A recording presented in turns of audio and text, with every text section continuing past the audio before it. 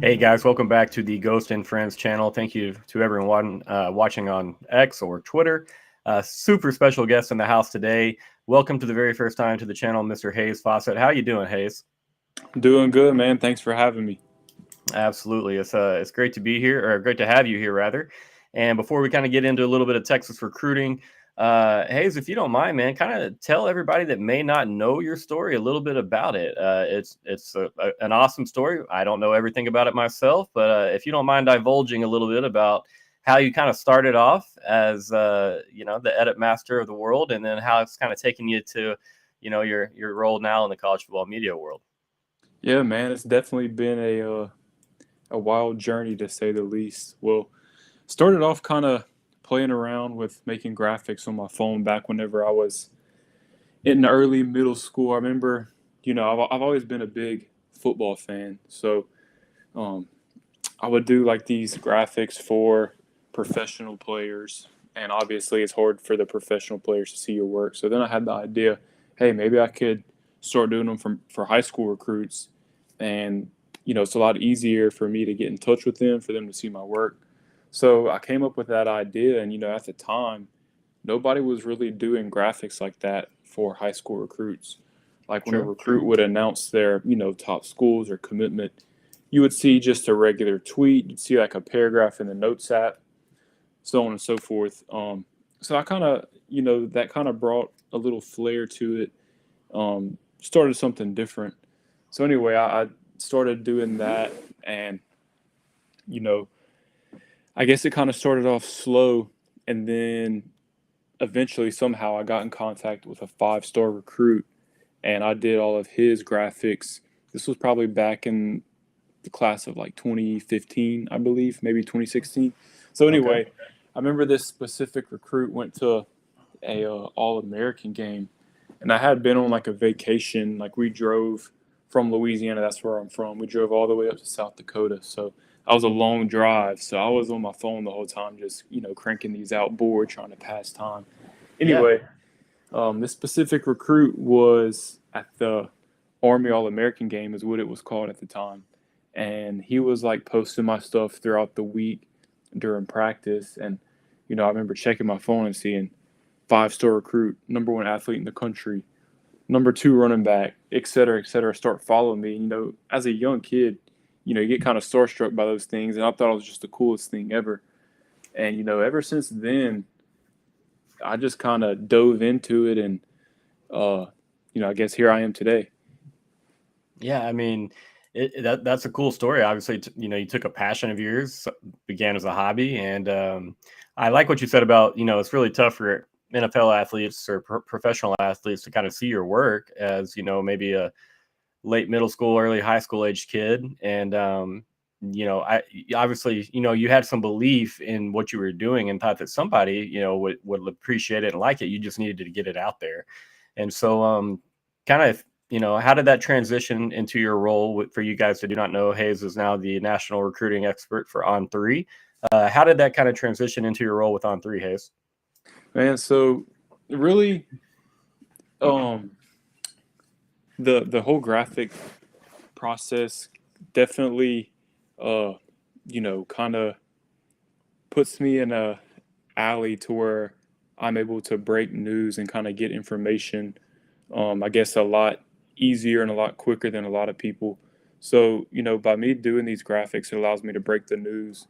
I've been able to build a pretty good following on social media, and obviously those recruits, they want to be posted on Instagram. So whenever I post them, they'll gain a pretty substantial amount of followers, which helps their brand visibility and more people know who they are. So that's definitely a plus there, just the kind of the marketability of it.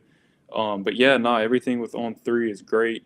Just continue to make the graphics, put out the news. remain trustworthy, Yep. keep that level of trust between me and the recruit. Um, that's just pretty much it. Yeah, everything's been great. Awesome, man. Well, definitely happy for you. You got over 215,000, Twitter followers. I haven't checked Instagram. I'm a little too old for not too old for Instagram, but that's the last social media app I think I came around on. But yeah, check out Hayes, man. He's putting out great work all the time. Obviously, you guys have all seen the name. You've seen all the edits. It definitely feels a lot better, Hayes. I will say when you're cranking out edits. That results in guys in burn orange. I will say that there's a few of your edits over time that I've gotten a little down about, and it's not your fault. You're doing you. It's me for being overly invested in where 17, 18-year-old kids decide where they want to play their college ball. But you guys follow Hayes, check out some of his work. Have a feeling he could be putting out a few more edits regarding our good guys over there in Austin. But and speaking of Texas. When it comes to recruiting nowadays, and we talked a little bit about this before we went live, to me, it felt like there was a certain period of time where Texas had kind of lost that cool school enigma, and that maybe it had even transitioned over to A&M back when they had Johnny and Kevin Sumlin, and they were obviously the transition into the SEC. Big opening season, and it to me for a little while there, it felt like high school recruits kind of talked about A&M a little more than Texas or before Texas, which was not the way I thought of it growing up, of course, under Max heydays and him kind of plucking whoever he wanted from in-state. And I'm not talking just in-state with the vibe of Texas kids, but nationally, do you think Texas has kind of rebounded from that decade disaster? We'll talk about that. Is Texas kind of back to being a cool school in your eyes, or I guess really in the eyes of the prospects? Oh, no doubt about it. I mean, just go and look at the last couple of cycles. I mean, specifically this one here. You have guys from all over the country. Looking at it right now, according to On3, you'll have four, 5 stars. Um, I really believe this Texas class will definitely finish top 5 in the 2025 team rankings. And yeah, I mean, look what y'all are doing on the field. Number one team in the country for the first time since what was that, 16 years ago, I believe. Yeah, 2008, yes, sir. So I mean, you add the winning and the results on the field that y'all have today. Obviously, NIL. I mean, we can't shy away from that. NIL definitely plays a role in where Absolutely. players go, and obviously Texas is well equipped in that facet. And I mean, you add those things together, and I mean, just look at the talent you have, and this year's class you have 5-star plus Jonah Williams, you have 5-star receiver Jamie French, 5-star receiver Khalid Lockett, 5-star edge, new 5-star edge Lance Jackson. I mean, this is just a loaded class, top to bottom, in my opinion, and that's just been the last couple of cycles for the Longhorns too. So Yeah, I definitely, mean, definitely keep on trending up for the Longhorns. all right, and we love to hear that. But I think you nailed it. You definitely have to, give a lot of credit to Steve Sarkisian, the rest of the coaching staff, the university, everything they do to put on and to attract recruits. But at the same time, NIL definitely plays a hand in that. And so, I mean, call it how it is, And so Texas is in a very good spot regarding the old NIL. Seems to be a bit of a perfect storm between the transfer portal, NIL, having a coach and a staff in there that has had some continuity. They've been together for several years now. Of course, there's been a random departure or two. Obviously, I think that's attractive to recruits. It's really, really hard not to get very excited as a Texas fan when you think about recruiting, you think about field on the play. You said top 5. You felt confidently about that for Texas. What do you think the upside for this class is? Do you think that they could maybe crack the top 3 in 2025? That's a great question there. Obviously, pull up the rankings now. Longhorns, like I said, currently sit 6 according to the On3 2025 rankings. You look at the top 5. You have Ohio State 1, Alabama 2, LSU 3, Georgia 4. In my opinion, I think Georgia's in a good spot to finish number 1, and then you have Alabama and Ohio State. Those two programs are in great shape to land more recruits as well. I think top 3 could be a possibility, but realistically, 4 or 5 range. But again, I mean, you never know. You still have 5-star athlete Michael Terry on the board. Just 2 weeks ago, y'all flipped the number 4 defensive lineman in the country in Myron Charles. So who's to say y'all can't flip some more prospects, coming up closer to the December signing period. So again, asking about a top 3 class, it's definitely possible, but we'll just have to see. Yeah, no, well said. You know it better than anyone, Steve Sarkisian. We've had a few late flips, in the last couple of cycles, and so I think as some Texas fans, make the chat up here for you guys in case anybody wants to hop in. But I'm definitely, I'm confident there will be a flip or two somewhere. But at the same time, you protect your own recruits. People are going to try to flip your player. So I mean, it's recruiting. You never know what can go down. Definitely, so I don't, and Texas isn't going to finish in the top 2. I just think that Georgia got off to a pretty dang hot start. I don't think you can flip or go surpass both Alabama and Ohio State. It doesn't matter 3, 4, 5, even if they stayed in the 6th spot. Love the class top to bottom, as you said. A lot of positives there. The 5-star talent that we have in the class. I can't remember the last time we're in midway through September. We've got 4 or 5 stars in the bag. I mean, Steve's been on a crazy tear, so it wouldn't surprise me if you turn around and say, oh, maybe look back 2 cycles and I just didn't realize it. But let's go ahead to 2026. Texas is a little bit of a hot start. I know that they could probably have a few more commits if they wanted to, but you're talking about Diabell, Zealous Hicks, the most recent commitment, and then Chris Stewart as well. With the trend that Coach Sark has been on and the on-field play, obviously, improving year to year, what do you think about the 2026 class? Texas, they have a long shot at all at finishing number 1 with that class. You're going to have some Horn fans. Rankings are everything sometimes for us, so just get excited about the chance of it. No doubt. I mean, yeah, with the way Texas is, again, like we said, playing on the field and just the way they've been recruiting in the past, number 1 is definitely a shot for Texas. I mean, that's not a long shot at all. You have the class headlined by the number 2 quarterback in the 2026 class per On3, Diabell. Great quarterback. He's already doing a great job trying to recruit other top players in the 2026 class to join him, as well as players in the 25 class as well. Very vocal guy. You recently landed the number 2 safety in the 2026 class, and we're going back to it. Like we said, these guys aren't even from Texas. These are national guys. You have Diabell from Florida. You have Zealous Hicks from Georgia, and again, you have Chris Stewart from the state of Texas. So this 2026 class is definitely off to a great start. There's tons of talent in the state of Texas. Off the top of my head, my mind immediately goes to John Turrentine, one of the top offensive tackles in the 26 class. You have Javian Osborne, who was in attendance for the Michigan and Texas game as a Michigan recruit. And, we saw what happened there.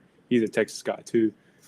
So, I think one could definitely be a possibility for Texas in this 2026 class. And I'm, very anxious to see, how this class continues to build and grow moving forward.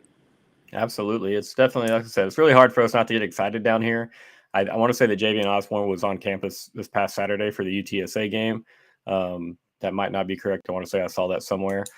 Take a couple questions real quick here from the chat, if you don't mind. Is Texas crazy to still have hope for DK Moore, or do you think we should write that off? Man, see, that's one of those deals. Texas is going to continue to recruit him to the end. Obviously, he made his commitment to Oregon on July 4th.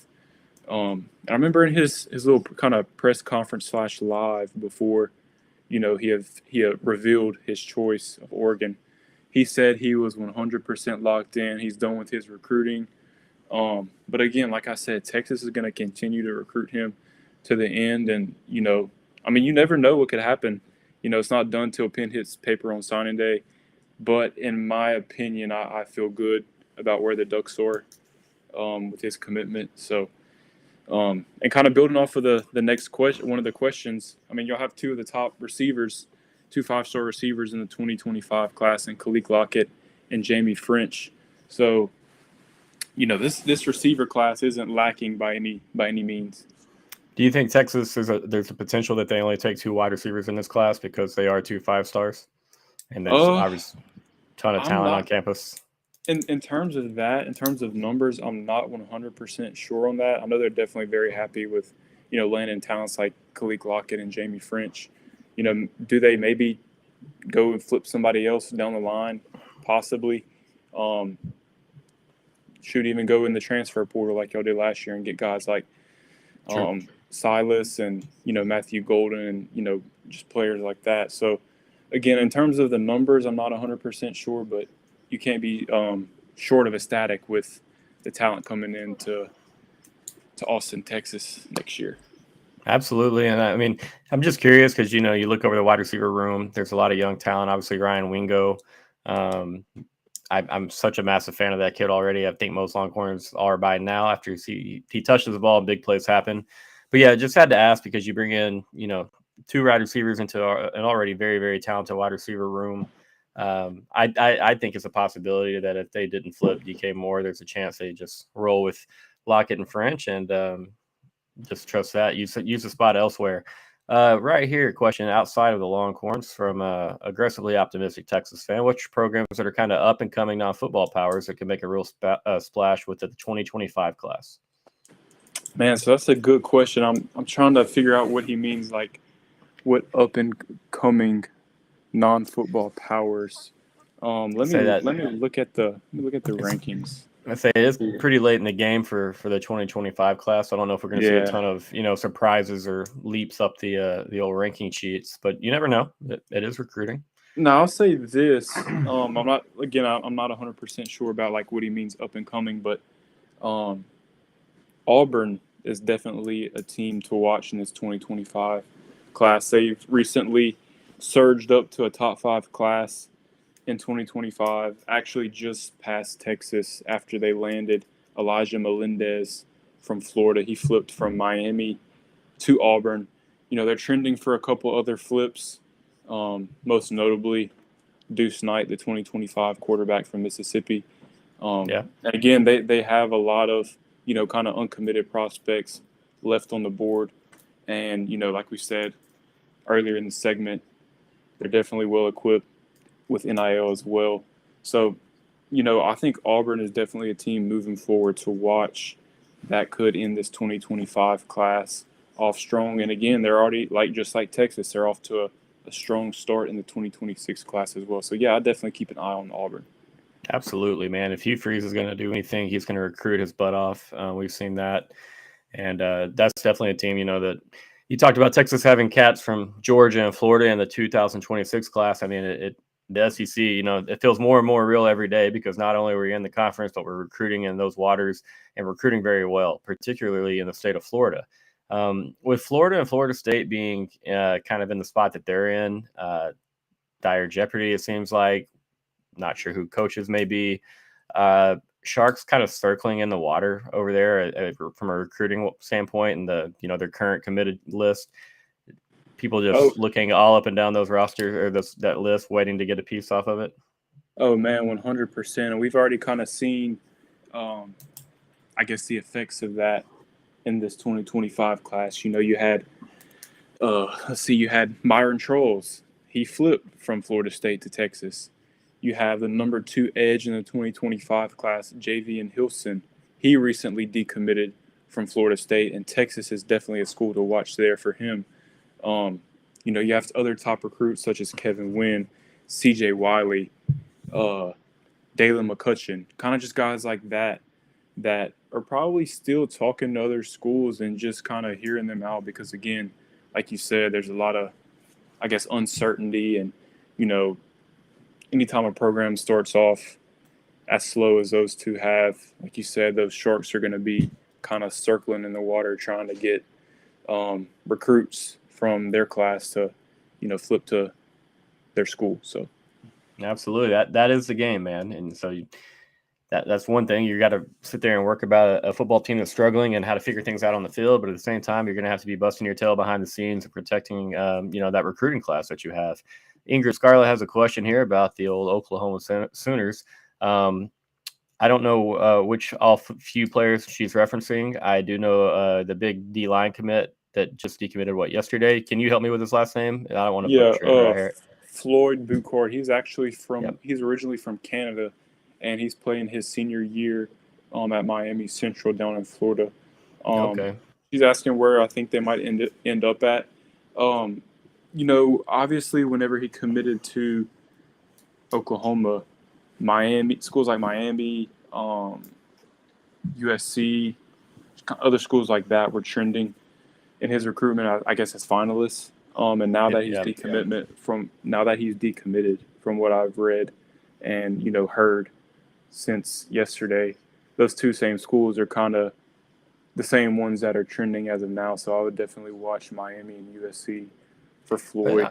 All And right. again, I haven't talked to him directly, so that's kind of just from the word on the street, I guess.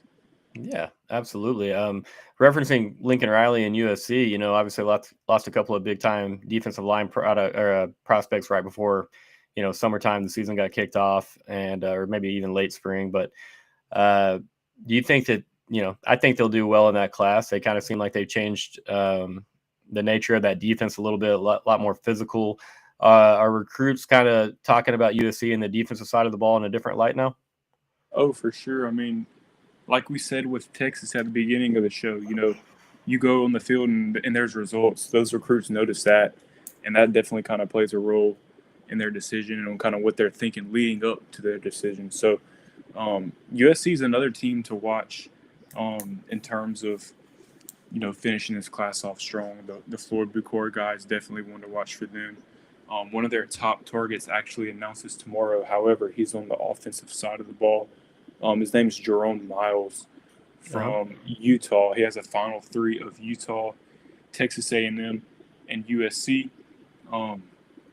Again, he's the top uncommitted wide receiver in the 25 class, and USC is definitely trending well for him. All right. I mean, I definitely like what I've seen of Lincoln Riley, USC. The physicality seems to be taken up a good bit. Different brand of football at the moment, but it's still early in the season. I got one more question for you, Hayes, and I'm going to let you get out of here. Sorry, I know you got a busy day, I'm sure. When it comes to on the field play, and so like we'll say right here in this 2024 season, are the current day seniors, the members of the 2025 recruiting class, are they more affected by what's on the field now, or is it the class behind them? Would it be the juniors in the 2026 class because it has, I guess, more time to resonate? Silly question, no, that's definitely a great question. In my opinion, I would say the 2026 class, because you look at the 2025 class, a lot of these guys are committed. Now, if we're talking like flip wise, that's definitely something to watch there. You mentioned the programs down in Florida that are not off to a hot start. That kind of definitely affected, I guess, their recruiting. But again, 2026 guys are kind of getting in deeper, and obviously they still have a ways to go till they're ultimately ready to make decisions. But being on campus and seeing those games and even watching games from your potential finalists is definitely big. Just to kind of see how certain teams do and certain teams stack up, I would definitely say that's the 2026 class yeah, no, for sure.